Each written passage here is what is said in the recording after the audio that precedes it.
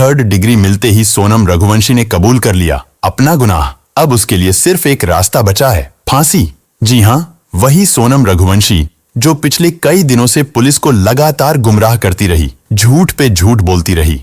अब पुलिस की सख्ती के आगे उसने अपना हर एक गुनाह कबूल लिया है और जो कुछ भी उसने पुलिस को बताया वो किसी हॉरर फिल्म की स्क्रिप्ट से कम नहीं था। सोनम के इस कबूलनामे के बाद खुद पुलिस भी हैरान रह गई, उनके पसीने छूट गए। आखिर एक महिला इतना खौफनाक प्लान कैसे बना सकती है? इस केस को पुलिस ने रेयरेस्ट ऑफ द रेयर करार दिया है और सारे सबूतों को इकट्ठा करके अब फांसी की सजा दिलवाने की प्रक्रिया शुरू कर दी गई है। सिर्फ सोनम ही नहीं, उसका आशिक राज कुशवाहा भी अब जुर्म कबूल कर चुका है। आखिर कैसे भोले भाले राजा को सोनम ने अपने आशिक के साथ मिलकर मौत के घाट उतारा? इसके बारे में अब तक आपने जो भी सुना है वो अधूरी कहानी थी, लेकिन आज मैं पूरे फैक्ट्स, सबूत और पुलिस के अनुसार आपको इस केस का वो एक एक सच बताने वाला हूं जिसे आप लोगों से अब तक छिपाया गया है। लेकिन वीडियो शुरू करने से पहले मेरी आपसे एक छोटी सी गुजारिश है। आज आप भले ही चैनल को सब्सक्राइब ना करें, लेकिन इस वीडियो को अंत तक जरूर देखिए और कमेंट में सोनम जैसी कातिल के लिए और राजा के जस्टिस के लिए अपने मन से कुछ ना कुछ जरूर लिखिए, ताकि पूरे देश को पता चल सके कि कितने लोग राजा के सपोर्ट में हैं। मार डालो इसे। मेघालय की वादियों में सोनम के द्वारा कहे गए ये सिर्फ 3 शब्द नहीं थे। ये वो खंजर था जिसने एक पति के सीने को नहीं, बल्कि उस रिश्ते को छलनी कर दिया जिसे हम और आप शादी कहते हैं। मेघालय की वादियों में जब सोनम ने कहा मार डालो इसे, तो हर कसम, हर वादा खून से लथपथ जमीन पर पड़ा था। इस कहानी की शुरुआत होती है 1 अक्टूबर 2024 को। रामनवमी का दिन था और रघुवंशी समाज का भंडारा था। इसी दिन समाज के लोग शादी के योग्य लड़के लड़कियों के नाम समाज के रजिस्टर में लिख देते हैं। सोनम की फैमिली वालों ने जब उस रजिस्टर में राजा रघुवंशी की डिटेल्स पढ़ी तो उन्हें लड़का अच्छा लगा। एक तो राजा का काम भी अच्छा था, दूसरा वो इंदौर का ही रहने वाला था। उसके बाद सोनम की मां का राजा के घर फोन आया, वो लोग मिलने आए। फिर लड़का लड़की आपस में मिले और बात पक्की हो गई। लेकिन शुरू में ही राजा ने एक ऐसी बात नोट की जिसे उसके परिवार वाले अगर समझ जाते तो शायद राजा की जान बच भी सकती थी। राजा ने एक दिन अपनी मां को बताया कि सोनम मुझ में इंटरेस्ट नहीं ले रही है। राजा दरअसल सोनम के साथ फिल्म देखने जाना चाहता था। सोनम ने इसके लिए मना कर दिया। राजा फोन भी करता था तो सोनम उससे बात नहीं करती थी। राजा की मां ने इस बारे में सोनम से पूछा तो उसने कहा, मैं ऑफिस में बिजी होती हूँ, इसलिए बात नहीं कर पाती। तब राजा के परिवार ने इस पर ज्यादा ध्यान नहीं दिया। उन्होंने सोचा कि शायद सोनम सही कह रही हो। फिर आया 10 मई का वो दिन। दोनों की शादी हो गई। दोनों का परिवार खुश था, मगर यहाँ पर एक ट्विस्ट आया। राजा शादी के बाद कश्मीर घूमने जाना चाहता था, लेकिन पहलगाम हादसे के बाद वो प्रोग्राम उसे टालना पड़ा। लेकिन तभी सोनम ने बिना राजा से पूछे मेघालय की टिकट बुक कर दी। जब सोनम ने ऐसा किया तो राजा भी हैरान हुआ। उसने अपनी मां को बताया कि सोनम ने मेघालय की टिकट बुक करा दी है। टिकट हो गया था, इसलिए मां ने भी अधूरे मन से कह दिया, ठीक है चले जाओ। हनीमून पर जाने से पहले ही सोनम ने हनीमून के नाम पर राजा से अपने अकाउंट में 9,50,000 रुपए ट्रांसफर भी करवा लिए थे। दोनों पति पत्नी 20 मई को हनीमून के लिए मेघालय रवाना हुए थे। 22 मई को दोनों शिलांग के मावलखियाट गांव स्थित शिपारा होम स्टे में ठहरे थे। लेकिन 23 मई को उनके साथ कुछ ऐसा होता है जो किसी हॉरर स्टोरी से कम नहीं है। दरअसल 20 मई को राजा और सोनम गुवाहाटी एयरपोर्ट में लैंड करते हैं। फिर वो लोग कामाख्या देवी के दर्शन करने के लिए जाते हैं। असम में 1 से 2 दिन घूमने के बाद 22 मई को राजा और सोनम शिलांग में पहुंच जाते हैं। वहां के एक लोकल रेंटल एजेंसी से वो लोग एक स्कूटी किराए पर लेते हैं और उसी स्कूटी से आसपास के कुछ जगह घूमते हैं। अगले दिन यानी कि 23 मई की सुबह 5:30 पर वो लोग अपने होटल से चेकआउट कर लेते हैं। वो लोग अपने लगेज बैग को स्कूटी में कैरी करके घूम नहीं सकते थे, इसीलिए उनके पास जितना भी कीमती सामान था उसे वे एक छोटे बैग में डालते हैं और बाकी का लगेज उसी होटल के रिसेप्शन में छोड़ देते हैं। उस दिन सोनम का फास्टिंग था, इसलिए वो लोग एक दुकान से कुछ फ्रूट्स खरीदते हैं और कॉफी पीते हैं। उसके बाद वे लोग उसरा हिल्स की तरफ बढ़ते हैं, जो कि शिलांग से लगभग 60 किलोमीटर दूर है। वहां पहुंचने के बाद दोपहर करीब 1 से 1:30 बजे के बीच सोनम अपनी सासू माँ से फोन पर बात करती है। Hello hello. हाँ मैं राजा का फोन नहीं हुआ अभी नहीं हुआ, बस हम चढ़ाई कर रहे हैं। हम ऊपर चढ़ गए फिर फोन लगाते हैं। इसी कॉल रिकॉर्डिंग से पता चलता है कि राजा और सोनम को नीचे जाकर जहां घूमना था वो उस जगह पर ऑलरेडी घूम चुके थे और करीब 1:30 बजे के आसपास अपने स्कूटी के पास लौट रहे थे। ये राजा और सोनम का आखिरी कॉल होता है, क्योंकि 1:47 पर जब राजा के बड़े भाई सोनम को कॉल करते हैं तो सोनम का मोबाइल रिंग तो होता है लेकिन कोई रिसीव नहीं करता। राजा का फोन तो पहले से ही स्विच ऑफ था, लेकिन 24 मई को सोनम का फोन भी बंद हो जाता है। अब यह क्लियर हो जाता है कि 1:20 से लेकर 1:47 के बीच ही कुछ अनहोनी हुई थी। राजा के बड़े भाई विपिन तुरंत शिलांग पहुंचते हैं। जब वे होटल पहुंचते हैं तो वहां पता चलता है कि राजा और सोनम 23 मई की सुबह 5:30 पर चेकआउट कर चुके थे और उनका लगेज अभी तक वहीं रखा हुआ है। तब से इस बैग को कोई लेने नहीं आया। ये सुनते ही विपिन को यकीन हो जाता है कि कुछ न कुछ तो अनहोनी हुई है, जरूर दोनों किसी मुसीबत में हैं। राजा और सोनम का घर वालों से बात हुए 1 दिन से ज्यादा हो चुका था। ऊपर से पूरा नॉर्थ ईस्ट भारी बारिश की चपेट में था। कई जगह बाढ़ और लैंडस्लाइड की वजह से रेड अलर्ट लगा हुआ था। ऐसे में समय रहते खोजबीन नहीं होती तो उनका मिलना मुश्किल हो जाता। इसीलिए राजा के बड़े भाई विपिन ईस्ट खासी हिल्स पुलिस को इन्फॉर्म करते हैं, लेकिन खराब मौसम की वजह से पुलिस भी ज्यादा कुछ नहीं कर पाती। इसलिए खुद ही राजा के फैमिली वाले राजा और सोनम को ढूंढना शुरू कर देते हैं। राजा और सोनम ने अपने ट्रिप की कई फोटो और वीडियो अपने परिवार को भेजे थे। इन्हीं में से एक फोटो में पीछे एक पोस्टर दिखता है, जिसकी मदद से वे उस स्कूटी वाले तक पहुंचते हैं जिससे राजा ने स्कूटी किराए पर ली थी। वो बताता है कि उस स्कूटी में जीपीएस ट्रैकर लगा है, जिससे उसकी लोकेशन पता चल जाती है। जब लोग वहां पहुंचते हैं तो पाते हैं कि स्कूटी एकदम ठीक तरीके से पार्क की गई है, चाबी अभी भी उसमें लगी है, जो अजीब बात है। लेकिन स्कूटी के साथ जो हेलमेट दिया गया था वो भी गायब था। अब भी पुलिस इस केस को उतनी गंभीरता से नहीं ले रही थी, लेकिन जब मध्य प्रदेश के मुख्यमंत्री और सांसद इस केस में दिलचस्पी दिखाते हैं तब जाकर सर्च ऑपरेशन तेज होता है। लेकिन खराब मौसम की वजह से रेस्क्यू करना मुश्किल हो जाता है। मगर ऐसे हालात में भी वहां के लोकल लोग राजा और सोनम को ढूंढने में आगे आते हैं। करीब 50 रेस्क्यू टीम बनाई जाती हैं, जिनमें लोकल्स, पुलिस, एसडीआरएफ, एनडीआरएफ और एनजीओ के लोग मिलकर सर्च ऑपरेशन शुरू कर देते हैं। जहां ये लोग नहीं पहुंच पा रहे थे वहां ड्रोन और हेलीकॉप्टर की मदद से सर्च ऑपरेशन चलता है, लेकिन लगातार बारिश की वजह से काम बहुत मुश्किल हो जाता है। बारिश लगातार हो रही थी, जिसके चलते काफी दिक्कतें हो रही थीं।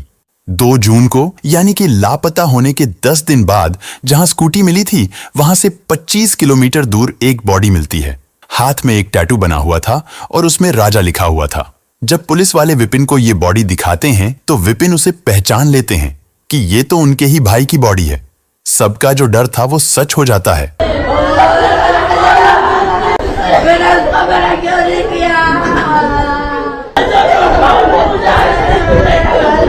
परिवार में हाहाकार मच जाता है, लेकिन यहां पर कहानी खत्म नहीं होती, बल्कि ये केस अब और भी उलझ चुका था।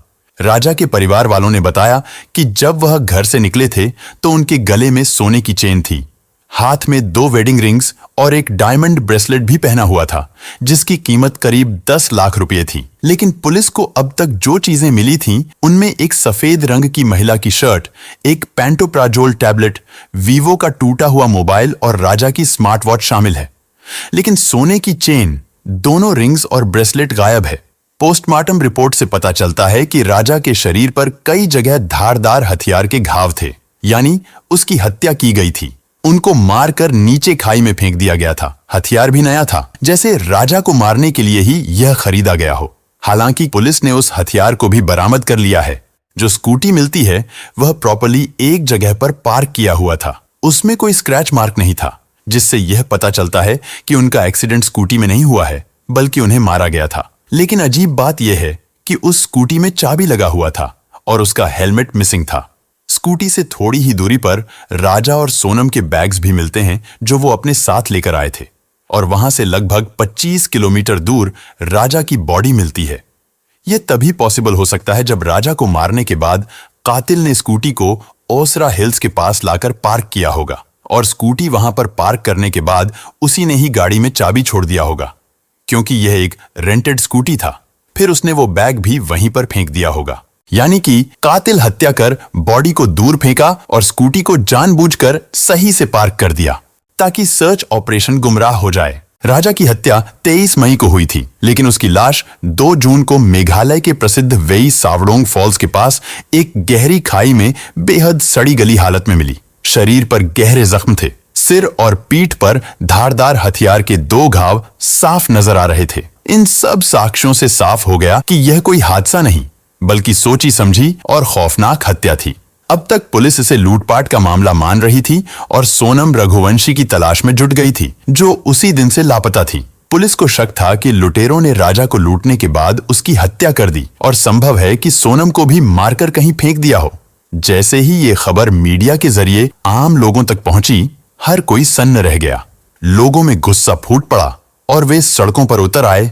विरोध प्रदर्शन शुरू हो गया। जनता के भारी दबाव के बाद पुलिस ने तुरंत विशेष जांच टीम SIT का गठन किया और सोनम की तलाश को प्राथमिकता दी।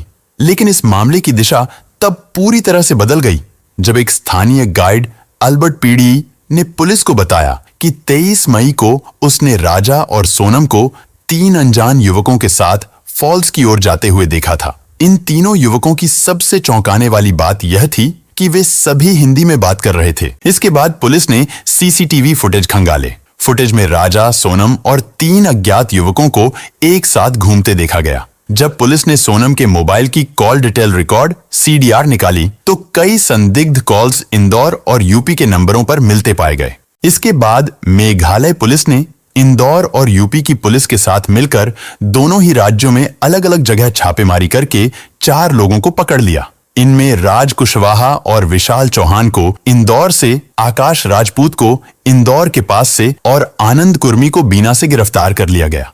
शायद सोनम को इस बात की भनक लग गई थी कि उसके साथी अब पुलिस की गिरफ्त में आ चुके हैं। इसी डर से उसने आत्मसमर्पण करने का फैसला किया और फिर 8 जून की रात करीब 1 बजे यूपी के गाजीपुर में एक ढाबे पर एक लड़की बदहवास हालत में पहुंची। उसने काले रंग की टी-शर्ट और लोअर पहन रखा था। बाल बिखरे हुए थे। चेहरा बेहद थका हुआ लग रहा था, जैसे कई दिनों से सोई न हो। डर और घबराहट उसके चेहरे पर साफ झलक रही थी। लड़की ने ढाबे वाले लड़के से कहा, भैया क्या मुझे आपका फोन मिलेगा? मुझे अपने घर वालों से बात करनी है। ढाबे वाले ने बिना सवाल किए अपना फोन दे दिया। जैसे ही लड़की ने कॉल किया, वो रोने लगी। उस वक्त कोई नहीं जानता था कि ये लड़की कौन है। वहीं मौजूद कुछ महिलाओं ने उसे पहचानने की कोशिश की, लेकिन किसी को भी यह अंदाजा नहीं था कि ये वही सोनम रघुवंशी हो सकती है, क्योंकि गाजीपुर मेघालय से करीब 1100 किलोमीटर दूर है। फोन पर भाई से बात करने के बाद सोनम वहीं एक चारपाई पर बैठकर फूट फूट कर रोने लगी। तभी उसी नंबर पर सोनम के भाई का कॉल आया। उसने ढाबे वाले से कहा, भाई साहब आप तुरंत पुलिस को फोन करो। ढाबे वाले ने फौरन पुलिस को सूचना दी। करीब 30 मिनट बाद पुलिस मौके पर पहुंची। जब सोनम ने अपनी पहचान बताई तो पुलिस समझ गई कि यही वो लड़की है जिसकी तलाश में मेघालय पुलिस पिछले 17 दिनों से जुटी हुई थी। फिर सोनम को गाजीपुर पुलिस अपने साथ ले गई और बाद में मेघालय पुलिस को सौंप दिया गया। सोचिए, जो सोनम पिछले 17 दिन से लापता थी, जिसे सबने मरा हुआ मान लिया था, वही सोनम जब उसके साथियों की गिरफ्तारी होती है तो कैसे खुद ही अपने भाई को फोन करती है। अगर वो निर्दोष थी और जिंदा थी तो क्या ये काम पहले भी नहीं कर सकती थी? पूछताछ में जो खुलासा हुआ उसने पूरे मामले की दिशा ही बदल दी और पुलिस भी हैरान रह गई। शुरुआती पूछताछ में सोनम ने सच छुपाने की हर मुमकिन कोशिश की, बार बार बयान बदले, झूठी कहानियां गढ़ी और पुलिस को गुमराह करने की कोशिश की। लेकिन सख्त सवालों और सबूतों की मार के आगे उसका झूठ ज्यादा देर टिक नहीं सका। धीरे धीरे परतें खुलने लगीं और सच खुद ब खुद बाहर आने लगा। सोनम रघुवंशी ने जो कहानी पुलिस के सामने बयां की, वह किसी थ्रिलर फिल्म से कम नहीं थी। शुरू में डरी और कमजोर दिखने वाली सोनम की चुप्पी तब टूटी जब मेघालय पुलिस ने उसे रिमांड में लेकर गहराई से पूछताछ की। जांच अधिकारियों के अनुसार सोनम ने जिस सच्चाई को कबूला, उसने इस केस की हर परत को खोलकर रख दिया। गिरफ्तारी के बाद जब सोनम को गाजीपुर से इंदौर लाया गया तो रास्ते में ही उसने पुलिस को कई ऐसी बातें बताई जो इस केस के लिए बेहद जरूरी थीं। सोनम ने बताया कि जब उसने राजा से शादी की तभी तय कर लिया था कि इस शादी को ज्यादा दिन तक नहीं चलाना है और एक सही वक्त पर राजा को खत्म कर देना है ताकि वह अपने प्रेमी राज कुशवाहा के साथ शादी कर सके। अब उसने जो पुलिस को बयान दिया उसमें उसने बताया कि उसके प्रेमी ने ही उसे बार बार समझाया था कि अगर तुम राजा को हटा दोगी तो तुम्हारे घर वाले भी हमारी शादी के लिए मान जाएंगे। और यही सोचकर उसने राज को भरोसे में लेकर साजिश रचनी शुरू की। सोनम ने कबूला कि राजा बहुत अच्छा इंसान था, वह उसे बहुत प्यार करता था, लेकिन वह हर वक्त बस उसकी निगरानी करता था। सोनम को बार बार लगता था कि वह आजाद नहीं है और यही सोचकर उसने तय कर लिया कि राजा को रास्ते से हटाना ही सही फैसला है। उसने यह भी बताया कि उसके पिता की तबीयत खराब थी, इसीलिए वह अपने प्रेमी से शादी नहीं कर पाई थी और राजा को एक समझौते की तरह स्वीकार कर लिया था, लेकिन दिल से कभी उस रिश्ते को अपनाया नहीं। सोनम ने स्वीकार किया कि उसका अपने पति राजा रघुवंशी से रिश्ता महज एक सामाजिक बंधन बनकर रह गया था। शादी के बाद भी वह लगातार अपने प्रेमी राज कुशवाहा के संपर्क में थी। सोनम और राज के बीच शारीरिक और मानसिक रूप से गहरा रिश्ता था और दोनों चाहते थे कि राजा की जिंदगी से स्थायी रूप से छुटकारा मिल जाए। पुलिस को दिए बयान में सोनम ने कहा कि उन्होंने मिलकर हत्या की पूरी योजना तैयार की थी। इसके तहत राज कुशवाहा ने अपने 3 दोस्तों विशाल सिंह चौहान, आकाश राजपूत और आनंद सिंह कुर्मी को साथ जोड़ा। योजना के मुताबिक सोनम और राजा को मेघालय ट्रिप पर भेजा गया ताकि घटना दुर्घटना जैसी लगे और शक ना हो। 23 मई को जब वे सावडोंग फॉल्स के पास ट्रेकिंग के लिए निकले तो सोनम ने राजा को एक ऐसे रास्ते पर ले जाने में मदद की जहां पहले से छिपे 3 हमलावर मौजूद थे। राजा पर अचानक धारदार हथियार से हमला किया गया और उसे खाई में धकेल दिया गया। सोनम ने बताया कि वह सब कुछ जानते हुए भी वहीं से वापस लौट गई और फिर फरार हो गई। पूछताछ में सोनम ने साफ कहा कि इस पूरी हत्या के पीछे उसकी मंशा राजा से छुटकारा पाकर राज कुशवाहा के साथ जिंदगी शुरू करने की थी। उसने इस साजिश के लिए आर्थिक मदद भी की, कॉल्स और मीटिंग्स के जरिए हत्यारों को निर्देश भी दिए।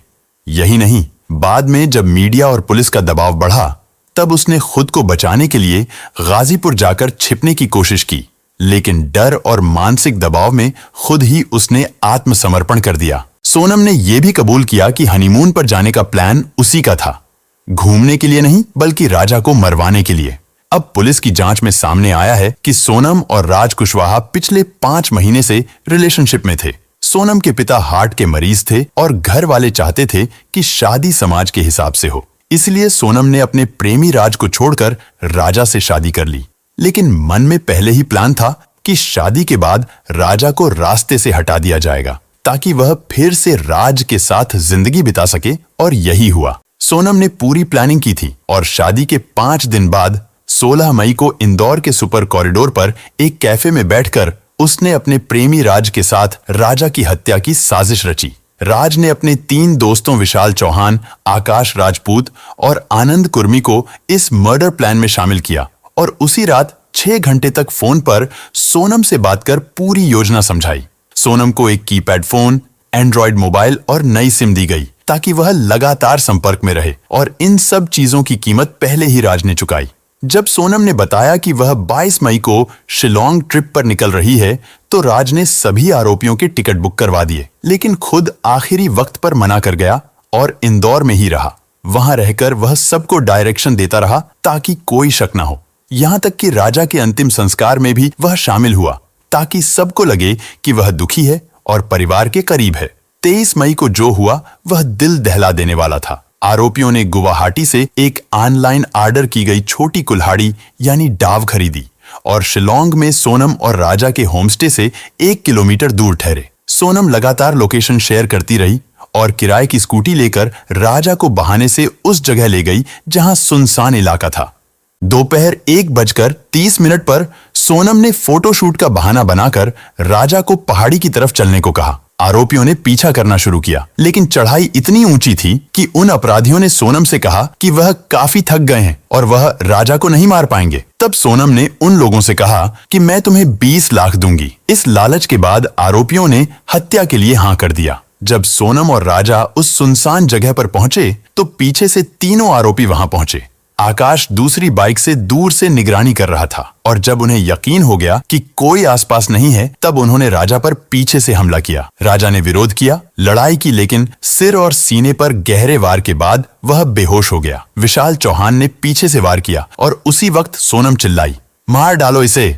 फिर जब राजा अधमरा था तो आरोपियों ने उसे उठाने की कोशिश की, लेकिन जब नहीं उठा सके तो खुद सोनम ने उसे धक्का दिया और खाई में फेंक दिया। यह सब करने के बाद सोनम ने आरोपियों को राजा के पर्स से निकाले हुए 15,000 रुपए दिए और कहा कि पूरा पैसा बाद में मिलेगा। राजा को खाई में फेंकने से पहले ही सोनम ने बड़ी ही चालाकी से उसके गले से सोने की चेन, हाथ में पहना डायमंड का ब्रेसलेट और 2 सोने की अंगूठी भी निकाल ली थी, जिसकी कीमत राजा के घर वालों ने लगभग 10 लाख बताया था। फिर आरोपी वहां से उसकी बुक की गई स्कूटी लेकर 25 किलोमीटर दूर छोड़ आए। सोनम ने उन लोगों के सामने ही अपना फोन तोड़ दिया और नदी में फेंक दिया ताकि कोई लोकेशन ट्रैक ना कर सके। राजा की हत्या के बाद सोनम शिलोंग से गुवाहाटी पहुंची और वहां से ट्रेन द्वारा इंदौर, मध्य प्रदेश लौट गई थी। इंदौर पहुंचकर सोनम ने राज कुशवाहा के साथ एक फ्लैट में कुछ दिन बिताए। पुलिस जांच में यह भी सामने आया कि राज ने खुद उसे एक कैब भेजी थी। आखिरकार सोनम वहीं रुकी, लेकिन इस दौरान वह हर एक अपडेट पर नजर रख रही थी। जब पुलिस ने राज कुशवाहा और बाकी आरोपियों को गिरफ्तार किया तो सोनम घबरा गई और अकेली गाजीपुर पहुंची। जांच में सामने आया कि सोनम ने हत्या के कुछ दिन पहले ही नए मोबाइल में एक नई सिम डलवाई थी ताकि पुलिस को ट्रैकिंग में दिक्कत हो। इस नंबर से वह सिर्फ अपने प्रेमी और बाकी आरोपियों के संपर्क में थी। उसने ही फोन पर राज को पूरी जानकारी दी कि वह शिलोंग कब निकल रही है, कौन सा होटल बुक किया है और राजा के दिन भर की एक्टिविटी क्या क्या होगी, ताकि हमलावर उसे फॉलो कर सकें। इस केस में जो बात सबसे ज्यादा डराने वाली है वो यह है कि हत्या से ठीक एक दिन पहले सोनम ने व्रत भी रखा था। मेरा तो उपास है ना, मेरे को 2-3 बार बोल दिया। मैंने मैं घूमने के चक्कर में अपनी 11 थोड़ी तोड़ूंगी। वही तो तेरी, मैं अभी फरियाद बना रही तो मेरे को एकदम से याद आ गई कि आज तो मेरी बहू का उपास वापस। हाँ। अपने सास से बात करते हुए उसने कहा था कि वह अपरा एकादशी का व्रत कर रही है ताकि मनोकामना पूरी हो जाए, लेकिन सच्चाई यह थी कि उसके मन की मनोकामना राजा को मारने से जुड़ी थी। उसी दिन यानी 23 मई को उसने हत्या को अंजाम दिलवाया और फिर खुद अपने हाथों से राजा को खाई में धक्का दे दिया। इस बीच एक और चौंकाने वाला खुलासा हुआ जब पुलिस को एक ऑडियो रिकॉर्डिंग मिली जिसमें सोनम और राज की बातचीत थी। इसमें साफ सुना जा सकता है कि सोनम राज से कह रही है कि राजा को खत्म करने के बाद सब कुछ आसान हो जाएगा और हम हमेशा साथ रह सकेंगे। यह रिकॉर्डिंग केस का सबसे बड़ा सबूत बन गया है और अब इसे कोर्ट में भी पेश किया जाएगा। राज कुशवाहा ने भी कबूला है कि उसने ही अपने 3 दोस्तों को पैसों का लालच देकर इस मर्डर में शामिल किया था। वह जानता था कि अकेले सोनम कुछ नहीं कर पाएगी, इसलिए उसने अपने दोस्तों को भी इसमें घसीट लिया। राज कुशवाहा ने पुलिस को बताया कि सोनम ने उससे कहा था कि जब मैं विधवा हो जाऊंगी तब मेरे घर वाले भी हमारी शादी के लिए तैयार हो जाएंगे, इसलिए पहले राजा को हटाना पड़ेगा। पूछताछ के दौरान हर आरोपी ने अपना जुर्म स्वीकार किया और यह भी साफ हो गया कि हत्या किसी एक का फैसला नहीं था, बल्कि यह सभी के बीच महीनों पहले से बनाई गई एक सोची समझी साजिश थी। पुलिस ने चारों आरोपियों के पास से वो मोबाइल फोन, बातचीत के कॉल रिकॉर्ड्स, लोकेशन डिटेल्स और डिजिटल ट्रांजैक्शन के सबूत बरामद किए जो हत्या की प्लानिंग में सोनम और राज कुशवाहा के सीधे जुड़ाव को साबित करते हैं। इसके बाद पांचों आरोपियों को न्यायिक हिरासत में भेज दिया गया। वहीं अब सोनम के वकील ने दावा किया है कि पुलिस इन लोगों से जबरदस्ती गुनाह को कबूल करवाने की कोशिश कर रही है, जबकि सोनम निर्दोष है। लेकिन जिस तरह के सबूत सामने आए हैं, जैसे कॉल डिटेल्स, लोकेशन डेटा और राज के कबूलनामे की रिकॉर्डिंग, उससे अब कोई शक की गुंजाइश नहीं बची है। मेघालय पुलिस और इंदौर पुलिस दोनों मिलकर इस केस को तेजी से आगे बढ़ा रही हैं। फिलहाल सोनम की कस्टडी बढ़ा दी गई है और अगले कुछ दिनों में कोर्ट में चार्जशीट पेश की जाएगी। पुलिस का कहना है कि सोनम ही इस मर्डर केस की असली मास्टरमाइंड है और उसने बेहद शातिर तरीके से यह साजिश रची। जब पूरा सच जनता के सामने आया तो पूरे देश में गुस्से की लहर दौड़ गई। सोशल मीडिया से लेकर सड़कों तक लोग राजा रघुवंशी की निर्मम हत्या को लेकर न्याय की मांग करने लगे। राजा के घर वालों, दोस्तों और समर्थकों ने विरोध प्रदर्शन शुरू कर दिए और जगह जगह पर मशाल जुलूस निकाले गए। लेकिन यहाँ सोचने वाली असली बात यह है, अगर सब कुछ पहले से तय था तो फिर सोनम ने राजा से शादी ही क्यों की? उसके पास ऑप्शन था।